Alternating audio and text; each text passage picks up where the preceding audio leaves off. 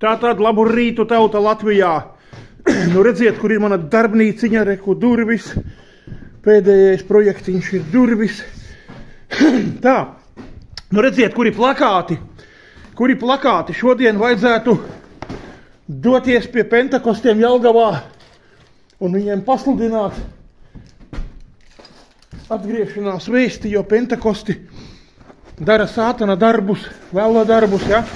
Nu redziet, kādi plakāti ir. Gleškes, Ozoliņkeviči, Jencītis, Antikrista ekumenisma aizsācēji. Nu, kas ir otrā pusē?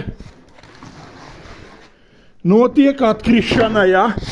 Vo. Jā, redziet, notiek atkrišana no Jēzus. Reku ir elle. Jānotīra plakātiņš, laikam, ka šodien tādu ņemšu līdzi.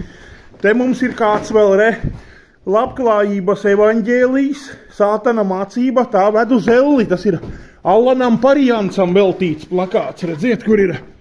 Kas mums ir otrā pusē? Jā, Allan nožēlo un atgriezies. Jā, bet nu to mēs šodien pie Pentekostiem neņemsim.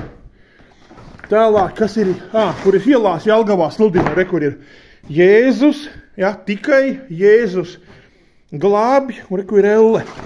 Un kas te ir? Nožēlo. Jā, grēks, atzīsties, pārstāj, grēks ved uz elli.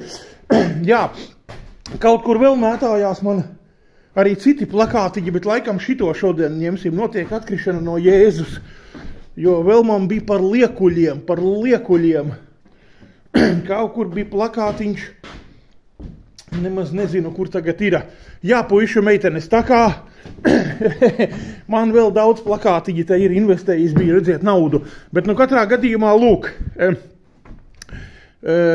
jā, paņemsim, ot šitā, jā, rekur Gleškes, Ozoliņkeviči, jā, Jencītis, Antikrista ekumenisma aizsācēji. Pagaidiet, tūlīt noliksim, lai var visu redzēt. Nu, kaut kā tā, ot man ir aizdomas, ka šodien šito ņemsim līdzi pie Pentekostiem. Tā kā tūlīt notīrīšu un došos sludināt.